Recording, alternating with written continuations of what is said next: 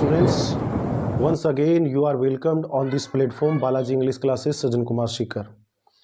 Students, आज की जो हमारी क्लास है जैसा कि हमको पता है कि बोर्ड एग्जाम अभी नज़दीक है, तो पैसेज राइटिंग के बारे में मैं आपको बता रहा हूँ। यानी पैसेज कैसे सोल्व करें, यानी मोस्टली जो मार्क्स हैं मोटे मोटे वो पैसेज से ही अपन अचीव कर सकते हैं। पैसेज राइटिंग, पैसेज राइटिंग यानी होता है गद्यांश, पैसिव, पैसिव नहीं passage, sorry, passage writing, passage writing, गद्यांश लेखन। यानी एक पैसेज दिया हुआ होता है और उस पैसेज में के नीचे कुछ क्वेश्चंस होते हैं आजकल वैसे ऑप्शन वाले क्वेश्चंस भी होते हैं, तो उनको सोल्व करना होता है, और डिस्क्रिप्टिव भी होते हैं, उनको भी आपको सोल्व करना होता है ना। सीन भी होते हैं और अनसीन भी होते हैं। तो चाहे कोई भी पैसेज हो, चाहे सीन हो चाहे अनसीन हो, पैसेज देने का एग्जामिनर का जो टारगेट है, पर्पज है, वो ये होता है कि एग्जामिनर ये देखना चाहता है कि आपको क्वेश्चन से आंसर बनाने का या क्वेश्चन को आंसर में कन्वर्ट करने का मेथड आता है कि नहीं आता, यही देखना चाहता है। और वैसे ही अपन जानते हैं कि हमारे एग्जाम के अंदर टेक्स्ट बुक के भी बहुत सारे क्वेश्चंस आते हैं। यदि इस मेथड को आपने वेरी वेल ध्यान से अटेंटिवली इसको यदि आपने समझा, तो डेफिनेटली आप ये मान के चलो अच्छे मार्क्स जो है वो स्कोर कर सकते हो। अब पैसेज राइटिंग के लिए देखो, फर्स्ट ऑफ ऑल हमको क्या करना चाहिए, जो भी पैसेज होता है उसको वेरी केयरफुली या वेरी अटेंटिवली उसको अपने को पढ़ना चाहिए, रीड करना चाहिए, है ना। पढ़ने के बाद में अपने को उसका आइडिया का पता चल जाता है कि उसकी थीम क्या है, आइडिया क्या है, मेन उसका सब्जेक्ट क्या हो सकता है, टाइटल क्या हो सकता है, उन चीजों का अपने को ऑब्जर्वेशन उसमें हो जाता है, पता चल जाता है कि ये इसमें सब्जेक्ट है या इस चीज के ऊपर इसके अंदर ज्यादा चर्चा की गई है। अब देखिए, पैसेज जब सोल्व करते हैं और इस पैसेज वाले मेथड से ही, जैसे कि 10th क्लास में एक टॉपिक चलता है फ्रेमिंग क्वेश्चन, क्वेश्चन को फ्रेम करना, बनाना, वो कैसे बनाया जाए वो भी इससे अपन सोल्व कर सकते हैं। अपने पास में एक टेबल है, ये इस टेबल को आपको you have to keep in your mind, आपके माइंड में आपको रखना है। ये टेबल है, ये देखो, अपने पास में ऊपर वाला जो कॉलम है वो क्वेश्चन का है, नीचे वाला कॉलम आंसर का है। Is that clear? अब देखिए, क्वेश्चन और आंसर बनाते समय टी सेम और टी सेम, इसका मतलब क्या होता है? इसका मतलब ये होता है कि क्वेश्चन और आंसर का जो टेंस होता है वो ऑलवेज सेम रहता है, टेंस समान, टेंस समान। यानी क्वेश्चन और आंसर का जो टेंस होता है वो कभी चेंज नहीं होता है। चाहे फ्रेमिंग क्वेश्चन बनाओ, यानी फ्रेमिंग क्वेश्चन में क्या होता है, आंसर दिया हुआ होता है, क्वेश्चन बनाना होता है, और पैसेज में या टेक्स्ट बुक के क्वेश्चन होते हैं तो क्वेश्चन दिया हुआ होता है, आंसर बनाना होता है। तो उन सभी कंडीशन के अंदर टेंस सेम रहेगा क्वेश्चन और आंसर का ऑलवेज, है ना। हाँ, क्वेश्चन और आंसर का टाइप जो है वो चेंज हो जाता है। देखो, इसका नेम क्या है, क्वेश्चन, यानी प्रश्न है। तो क्वेश्चन जो होता है वो इंटेरोगेटिव सेंटेंस होता है, क्वेश्चन जो होता है वो इंटेरोगेटिव सेंटेंस में होता है, और आंसर जो होता है वो ऑलवेज अफर्मेटिव सेंटेंस होता है। आंसर जो होता है वो हमेशा अफर्मेटिव सेंटेंस में दिया जाता है, ये ध्यान में रखने वाली बात है। Is that clear?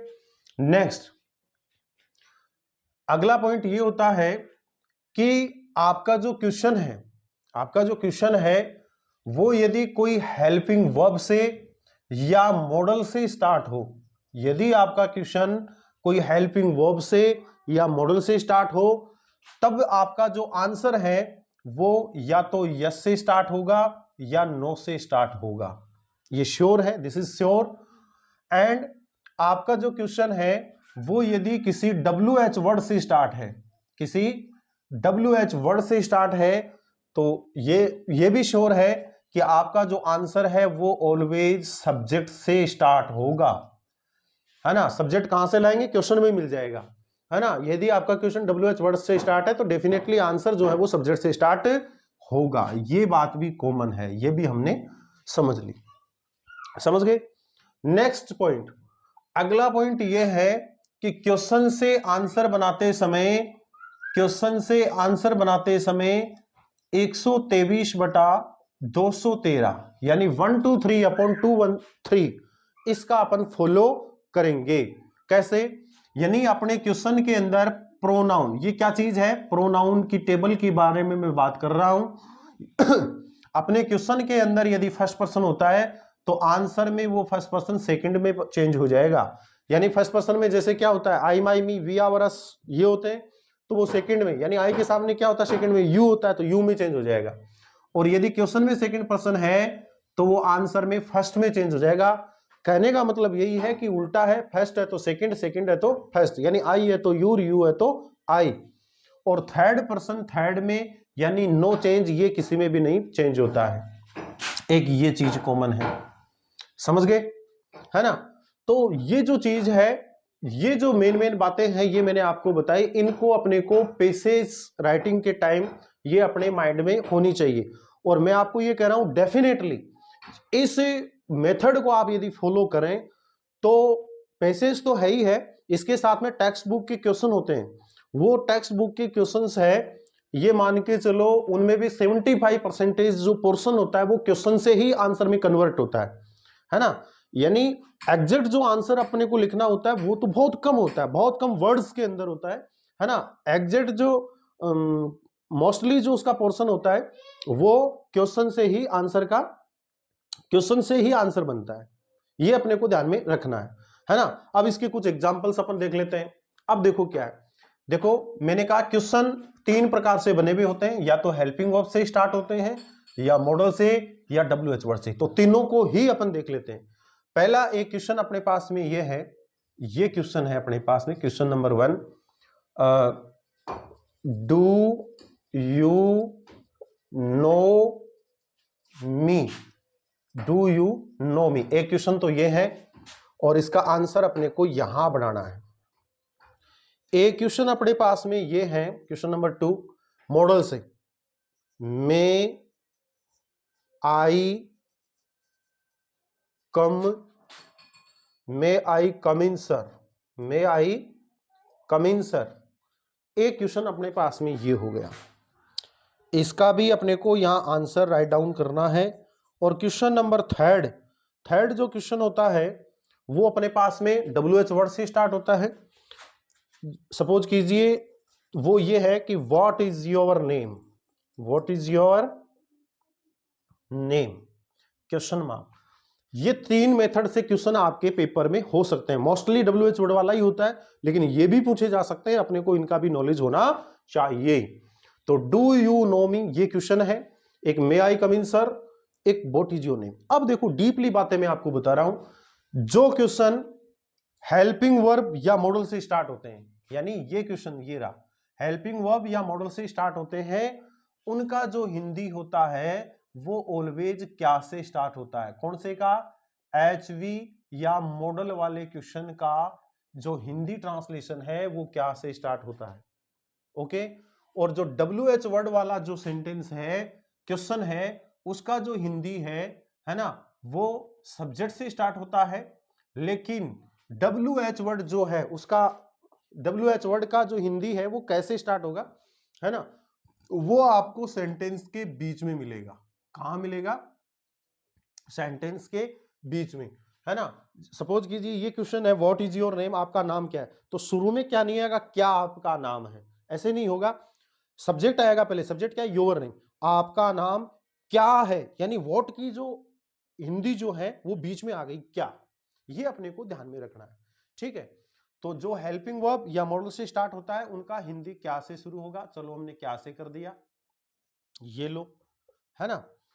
याद रखिए हेल्पिंग वर्ब या मॉडल, इनके जस्ट आफ्टर हमेशा ऑलवेज सब्जेक्ट होता है। क्या होता है? सब्जेक्ट। यानी हेल्पिंग वर्ब और सब्जेक्ट हमेशा साथ में ही होते हैं। हेल्पिंग वर्ब या मॉडल, मॉडल भी हेल्पिंग वर्ब की तरह ही होता है, ऑक्सिलरी वर्ब। तो हेल्पिंग वर्ब या मॉडल जो है वो सब्जेक्ट के आगे पीछे रहता है। वैसे ये हेल्पिंग वर्ब अफर्मेटिव सेंटेंसेस के अंदर सब्जेक्ट के बाद में रहती है, लेकिन ये है इंटेरोगेटिव सेंटेंस, प्रश्नवाचक वाक्य, है ना। तो प्रश्नवाचक वाक्यों में ये जो हेल्पिंग वर्ब है या मॉडल है वो सब्जेक्ट से पहले होता है, और सब्जेक्ट के जस्ट आफ्टर आपको मेन वर्ब मिलेगा according to the rule of tense, tense के रूल के अनुसार, है ना। तो देखो ये सब्जेक्ट है, ये मेन वर्ब की फर्स्ट फॉर्म है, और ये मी, ये ऑब्जेक्टिव केस होता है, आई माई मी, तो ये ऑब्जेक्ट है, ठीक है। अब देखो इसका आंसर बना रहे हैं अपन। तो मैंने क्या कहा, आपका क्वेश्चन यदि हेल्पिंग वर्ब या मॉडल से स्टार्ट हो, तो अपना क्वेश्चन हेल्पिंग वर्ब से स्टार्ट है, तो आपका जो आंसर है, क्वेश्चन यदि हेल्पिंग वर्ब से स्टार्ट हो तो आंसर या तो यस से होगा या नो से। यानी डू यू नो मी, इसका हिंदी क्या बनेगा, क्या, यू मीन्स आप, यो मीन्स क्या आप। अब ऑब्जेक्ट की हिंदी पहले आती है, ये अपन स्ट्रक्चर जानते हैं, क्या आप मुझे, और जान, नो को बोलते हैं जानना, और यहां पे according to the rule of tense जानते हो, यानी आइडेंटिफिकेशन सिंपल प्रेजेंट टेंस है इसमें, तो सिंपल प्रेजेंट टेंस में ता है, ती है, ते हो, ये आएगा, और क्वेश्चन मार्क, क्या आप मुझे जानते हो, ये क्वेश्चन बनेगा। तो हमारा आंसर होगा, आप जानते हो तो यस बोल दो, और नहीं जानते हो तो नो बोल दो। तो हमारा, हम जानते हैं तो हमने यस से इसका आंसर स्टार्ट कर दिया, यस। यस या नो के जस्ट आफ्टर आपको कोमा लगाना होता है, लगा दिया। इसके जस्ट आफ्टर सब्जेक्ट आएगा, है ना, क्योंकि आंसर दे रहे हैं, तो आंसर ऑलवेज अफर्मेटिव सेंटेंस में होता है, मैंने बताया था अभी अभी आपको, ये रहा क्वेश्चन जो इंटरोगेटिव सेंटेंस होता है, बट आंसर वो अफर्मेटिव होगा, और अफर्मेटिव सेंटेंस में ऑलवेज सब्जेक्ट पहले आता है, अफर्मेटिव सेंटेंसेस में सब्जेक्ट पहले आता है। तो यस या नो लगा दिया, फिर सब्जेक्ट पहले लिखो। अब सब्जेक्ट कहां से लाएंगे, क्वेश्चन में ही मिलेगा। क्वेश्चन में क्या सब्जेक्ट है, हेल्पिंग वर्ब के जस्ट बाद में यू, यू कौन सा पर्सन होता है, सेकंड पर्सन। अब हमारा रूल क्या कह रहा है कि क्वेश्चन के अंदर यदि फर्स्ट पर्सन हो तो वो सेकंड में चेंज हो जाएगा, है ना। तो फर्स्ट अपने पास में क्या सेकंड है, तो सेकंड किस में होगा, फर्स्ट में। तो यू अपने पास में इसकी तीनों फॉर्म लिखिए, यू, योर, और अगेन यू। चेंज किस में होगा, यू सेकंड पर्सन है तो सेकंड फर्स्ट में, तो फर्स्ट कौन सा होता है अपन जानते ही हैं, आई, आई, माई, और मी। अब एक यू के सामने आई है, एक यू के सामने मी है, अपन कंफ्यूज में हो गए कि यार इस यू के सामने वाला आई यहां पे राइट डाउन करूं, या इस यू के सामने वाला मी यहां पे राइट डाउन करूं।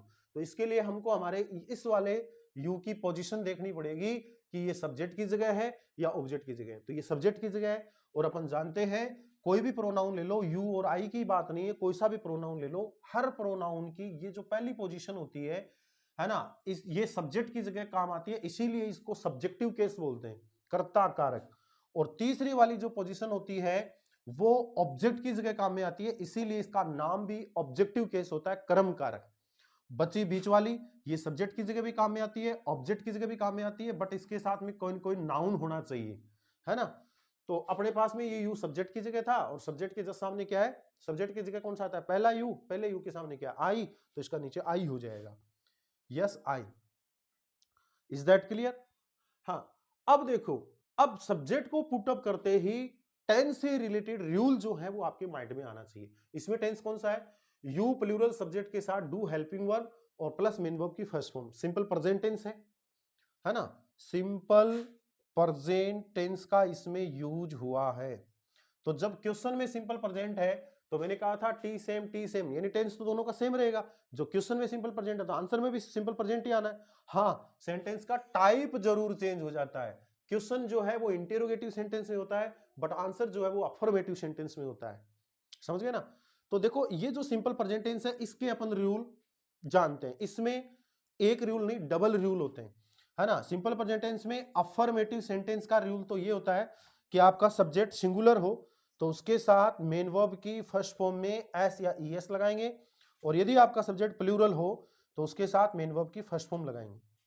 और बाकी 3 टाइप के सेंटेंसेज और होते हैं, affirmative negative sentence, interrogative sentence और इंटेरोगेटिव नेगेटिव सेंटेंस। इन तीनों का रूल अलग होता है, वो ये होता है सिंगुलर के साथ डीओईएस डज हेल्पिंग वर्ब, प्लूरल के साथ डीओ डू हेल्पिंग वर्ब, और दोनों के साथ मेन वर्ब की फर्स्ट फॉर्म का यूज होगा।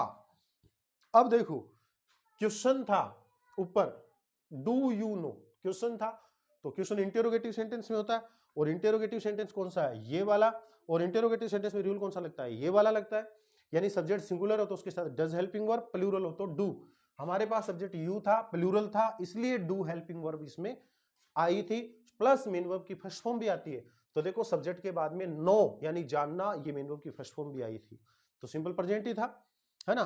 अब इसका आंसर बना रहे हैं तो टेंस तो सेम रहेगा, यानी टेंस तो सिंपल प्रेजेंट ही रहेगा, लेकिन सेंटेंस का टाइप चेंज हो जाएगा। कैसे? ये तो क्वेश्चन था, इंटेरोगेटिव सेंटेंस था, यानी इसमें था, लेकिन नीचे बना रहे हैं इसका आंसर। तो अपने को पता है आंसर जो होता है वो हमेशा अफर्मेटिव सेंटेंस में दिया जाता है। तो टेंस तो चेंज नहीं होगा, लेकिन सेंटेंस चेंज हो जाएगा, क्योंकि ये तो इंटेरोगेटिव सेंटेंस था और सेंटेंस अब चेंज हो जाएगा अफर्मेटिव, है ना। टेंस चेंज नहीं हुआ है, सेंटेंस चेंज हो गया, अफर्मेटिव में इसमें बनेगा अब आंसर, है ना। अब हमारा सब्जेक्ट क्या है? आई, है ना। और आई को पूरे प्रेजेंट टेंस के अंदर प्लूरल नंबर माना जाता है। आई को क्या माना जाता है? Plural number. तो सब्जेक्ट सिंगुलर हो, अफर्मेटिव का रूल क्या है? सिंगुलर के साथ में सब्जेक्ट सिंगुलर हो तो उसके साथ मेन वर्ब की फर्स्ट फॉर्म प्लस एस या ईएस का यूज करेंगे। और if our subject is plural number then first form of main verb is used, है ना। मेन वर्ब की फर्स्ट फॉर्म काम में ली जाती है। तो आई जो है इसको पूरे प्रेजेंट टेंस के अंदर प्लूरल नंबर माना गया है, और प्लूरल नंबर के साथ मेन वर्ब की फर्स्ट फॉर्म आएगी। मेन वर्ब की फर्स्ट फॉर्म हम कहां से लाएंगे? क्वेश्चन में मिल जाएगी, नो पहले से ही फर्स्ट फॉर्म है तो ऐसी की ऐसी आ जाएगी, यस आई नो। अब आगे चले तो मी, ये हमारा एक प्रोनाउन आ गया, तो प्रोनाउन चेंज होगा। उसके लिए मैंने बताया कि आपके पास फर्स्ट पर्सन हो तो वो सेकंड में चेंज हो जाएगा, सेकंड हो तो फर्स्ट में। तो मी है, मी कौन सा पर्सन होता है? आई, माई, मी, वी, आवर, अस, है ना। और जैसे माई से माइन बनता है, योर से योर्स बनता है ना। जिनको अपन पॉसेसिव प्रोनाउन बोलते हैं, तो वो भी है, फर्स्ट पर्सन भी शामिल है वो भी। तो फर्स्ट पर्सन, ये मी फर्स्ट पर्सन है, तो फर्स्ट पर्सन किस में चेंज होगा? सेकंड में, यानी फर्स्ट पर्सन आई, माई, मी, यानी ये मी आ गया। चेंज किस में होगा? फर्स्ट पर्सन किस में? सेकंड में। तो सेकंड क्या होता है? यू, योर, यू, तो मी के सामने देखो क्या है? यू, तो इसका नीचे यू बन जाएगा, यू। अब क्वेश्चन कौन, साइन कौन सा लगाऊं, है ना। तो साइन अब फुल स्टॉप आएगा, क्यों? क्योंकि ऊपर तो क्वेश्चन था, हेल्पिंग वर्ब पहले थी इसलिए क्वेश्चन मार्क आया, लेकिन अब हमने सब्जेक्ट से स्टार्ट कर दिया तो अब फुल स्टॉप साइन आएगा। तो क्वेश्चन था डू यू नो मी, क्या आप मुझे जानते हो? तो आंसर हो गया यस आई नो यू, हाँ मैं आपको जानता हूं। Is that clear? ओके। ऐसे ही अगला सेंटेंस है, मे आई कम इन सर, क्या श्रीमान जी मैं अंदर आ सकता हूं? इसका भी हिंदी क्या से स्टार्ट होगा? क्या श्रीमान जी मैं अंदर आ सकता हूं, है ना। तो क्या से स्टार्ट होगा? तो इसमें भी यस या नो से स्टार्ट करो। आप यस बोलना चाहते हो तो यस बोल दो, और नहीं बुलाना चाहते हो तो नो बोल दो। तो हम नो बोलेंगे, नो।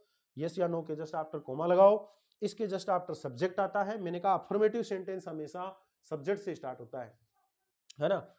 तो सब्जेक्ट आएगा सबसे पहले, सब्जेक्ट कहां से लगाएंगे? क्वेश्चन में मिलेगा। क्वेश्चन में क्या दे रखा है? आई। आई कौन सा पर्सन होता है? First person. फर्स्ट किस में चेंज होगा? सेकंड में। अब आई की तीनों फॉर्म लिखो, आई, माई, मी लिख लिया। किस में चेंज होगा? सेकंड में। यू, योवर, यू लिख दिया। अब आई के जस्ट सामने क्या है? यू, तो यहां पे ये आई किस में चेंज हो जाएगा? यू में, यू, है ना। अब मैंने कहा सब्जेक्ट को राइट डाउन करते ही टेंस से रिलेटेड बात अपने दिमाग में आनी चाहिए। अब टेंस इसमें क्या है? अब आप ये कहोगे सर इसमें टेंस तो है नहीं, ये तो मॉडल वाला सेंटेंस है। में एक मॉडल होता है और मॉडल के साथ मेन वर्ब की फर्स्ट फॉर्म आती है, तो मॉडल वाला सेंटेंस है। तो कोई बात नहीं, मॉडल वाला सेंटेंस है तो मॉडल भी सेम ही रहेगा, जो मॉडल ऊपर है वही नीचे आएगा। तो में है तो नीचे भी में आ जाएगा, है ना। में आ गया। लेकिन ये आपको ध्यान रखना है, नो वाले सेंटेंस में स्टार्टिंग में तो नो लगाना ही लगाना है, मॉडल या हेल्पिंग वर्ब के बाद में भी नोट लगाना है। तो मैं नोट हो जाएगा, नो यू, मैं नॉट, और आगे क्या बच रहा है? कम, मेन वर्ब की फर्स्ट फॉर्म। तो फर्स्ट फॉर्म की फर्स्ट फॉर्म आ जाएगी, क्यों? क्योंकि मॉडल के साथ में हमेशा मेन वर्ब की फर्स्ट फॉर्म ही आती है। ऊपर भी मॉडल था तो फर्स्ट फॉर्म, नीचे भी मॉडल है तो फर्स्ट फॉर्म, है ना। No you may not come in, है ना, कम इन। और ये जो सर है ना, ये सर वैसे अपन लिख भी सकते हैं और नहीं लिखे तो भी कोई बात नहीं। ये सर उस आदमी ने अपने को बोला था, है ना, तो इसको अपन छोड़ भी सकते हैं और चाहे तो लिख भी सकते हैं, और इसके बाद में फुल स्टॉप का साइन लगा सकते हैं कि no you may not come in, आप अंदर नहीं आ सकते, है ना। और इस आंसर को यदि अपन you may not full stop यहीं तक, कम इन को भी छोड़ दें तो यहां तक भी ये राइट है, लेकिन अपने को ये पूरा करना है। सर चाहो तो उतार सकते हो, नहीं तो छोड़ दीजिए। अब नीचे वाला देखो answer, what is your name, आपका नाम क्या है। इसमें क्या से स्टार्ट नहीं होगा, हिंदी सब्जेक्ट से स्टार्ट होगी, सब्जेक्ट से। सब्जेक्ट क्या है? आपका नाम। तो आपका नाम क्या है, यानी ये जो WH वर्ड होता है इसकी हिंदी बीच में लगती है ना। आपका नाम क्या है, तो आंसर वही बताया मैंने, अफर्मेटिव सेंटेंस में बनेगा। और अफर्मेटिव आपको यह भी बताया कि आपका क्वेश्चन यदि WH वर्ड से स्टार्ट हो, तो WH वर्ड से स्टार्ट है तो आंसर सब्जेक्ट से स्टार्ट होगा। सब्जेक्ट कहां मिलेगा? क्वेश्चन में मिलेगा। क्वेश्चन में कहां मिलता है? हेल्पिंग वर्ब के आगे पीछे। हेल्पिंग वर्ब के आगे पीछे मिलता है ना। जैसे ये है हेल्पिंग वर्ब इज, है ना, वैसे ये हेल्पिंग वर्ब नहीं है, मेन वर्ब का काम कर रही है ना। तो इसके आगे पीछे, तो इसके शुरू में हमने देखा तो ये तो WH वर्ड है, ये तो सब्जेक्ट नहीं हो सकता, इसका मतलब बाद में मिलेगा। तो योर नेम ये सब्जेक्ट है ना। अब योर नेम को अपन लिख देंगे, लेकिन योर नेम से पहले योर जो है वो एक प्रोनाउन है। योर कौन सा प्रोनाउन होता है? You your. सेकंड पर्सन होता है, सेकंड पर्सन फर्स्ट में चेंज होगा तो सेकंड यू योर यू लिखो, फर्स्ट में चेंज होगा तो आई माई मी लिखो। योर के जस्ट सामने क्या है? माई, तो माई में चेंज हो जाएगा तो माई। ये ध्यान रखना है WH वर्ड वाले की स्टार्टिंग यस या नो से नहीं करनी है, सब्जेक्ट से डायरेक्ट। सब्जेक्ट कहां मिलेगा? तीसरे नंबर पे मिलेगा, है ना, तीसरे नंबर पे मिलेगा, या फिर हेल्पिंग वर्ब के आगे पीछे। यानी क्वेश्चन है तो क्वेश्चन में हेल्पिंग वर्ब के बाद में ही मिलेगा, है ना। और हेल्पिंग वर्ब सब्जेक्ट के बाद में मेन वर्ब होती है ना। तो ये माई नेम सब्जेक्ट था। अकेला माई नहीं लिखेंगे क्योंकि योर और माई ये प्रोनाउन की दूसरी पोजीशन होती है, ये कभी अकेली नहीं होती, इनके साथ में नाउन होता है। तो माई नेम नाउन इसके साथ में, माई नेम। अब इसमें इजआरएम लगा है, यानी प्रेजेंट टेंस का सेंस करवा रहे हैं। तो मैंने कहा टी सेम टेंस चेंज नहीं होगा, सेम ही रहेगा, तो वही इजआरएम में से नीचे आएगा। योर नेम सिंगुलर था, इज था, तो माई नेम ये भी सिंगुलर है तो इज आएगा, माई नेम इज। ओके। और ये जो WH वर्ड होता है इसको भूल करके भी आंसर में नहीं उतारते हैं। मोस्टली आपके जो क्वेश्चन होंगे, टेक्स्ट बुक के भी क्वेश्चन होंगे, पैसेज के भी क्वेश्चन होंगे, उन क्वेश्चनों को सोल्व करते वक्त आपको यह ध्यान रखना है कि WH वर्ड को भूल करके भी नहीं उतारना है। तीसरे नंबर से अपन आंसर को स्टार्ट करेंगे, है ना। तीसरे नंबर से चीज को उठाया और आंसर को स्टार्ट करेंगे। और ये मेथड आपको समझ में आ रहा है तो ठीक है, नहीं आ रहा है तो ये ध्यान में रखना कि WH वर्ड से या हेल्पिंग वर्ब, इन शुरू वाली दो चीजों से तो भूल के भी आंसर स्टार्ट नहीं होता है। द लगा करके आंसर स्टार्ट कर दिया, है ना। और वैसे मैंने कहा 3 नंबर से आंसर को स्टार्ट करो, 3 नंबर वाली चीज को स्टार्टिंग में लिखो, है ना। और ये स्टार्टिंग वाली दो चीजें ये भूल करके भी ना लिखें। तो अपन माई नेम इज इतना तो कर लिया, अब और कुछ भी नहीं बचा। अब जो भी आगे बच रहा है क्वेश्चन के अंदर, जो भी बच रहा होता है इतना करने के बाद में, यानी क्वेश्चन में तो क्या हेल्पिंग वर्ब पहले और सब्जेक्ट बाद में, लेकिन आंसर में सब्जेक्ट पहले आएगा, हेल्पिंग वर्ब बाद में आएगी। हेल्पिंग वर्ब मतलब टेंस चेंज नहीं होगा, वही रहेगी। हाँ ये जरूर हो सकता है कि सब्जेक्ट के अकॉर्डिंग हेल्पिंग वर्ब चेंज जरूर हो सकती है, लेकिन उसी टेंस की, दूसरा टेंस नहीं होगा। My name is. अब जितना क्वेश्चन में पीछे बच रहा है वो सारा का सारा नीचे उतार दो, तो 1, 1.5, 2 लाइन तो आप क्वेश्चन से ही आंसर की कन्वर्ट करके बढ़ा सकते हो।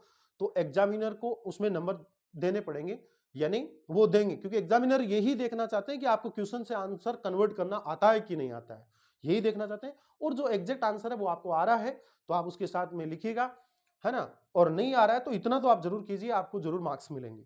तो माई नेम इज, अब इसमें तो कुछ नहीं बच रहा तो कोई बात नहीं। अब इसमें पूछा क्या था? वोट यानी क्या? Your name. देखो ये जो WH वर्ड है इनका मीनिंग आपको आना जरूरी है। मैं इस क्लास में इतना ही बताऊंगा आपको, है ना। अगली नेक्स्ट क्लास में आपको मैं इन WH वर्ड का मीनिंग भी बताऊंगा, अर्थ भी बताऊंगा, और इनका यूज किसकी जानकारी के लिए होता है। तो यहाँ पे वोट है ना। तो आपका नाम क्या है, कर्ता या कर्म की जानकारी के लिए इसका यूज होता है। तो आपका नाम क्या है, जो भी आपका नाम है वो लिख दीजिएगा, मिस्टर अनुराग गुप्ता, मिस्टर अनुराग गुप्ता, और लास्ट में फुल स्टॉप का साइन, यह आंसर लिख दिया, my name is mister Anurag Gupta. तो आज के इस क्लास के अंदर पैसेज के बारे में जो बेसिक इंफॉर्मेशन थी या इंट्रोडक्शन था वो मैंने बताया वेरी वेल। और मैं आपको कह रहा हूं कि इस क्लास को आपने वेरी वेल यदि इसको समझ लिया, देख लिया, तो डेफिनेटली पैसेज आपके आने ही है, चाहे वो सीन हो चाहे वो अनसीन हो।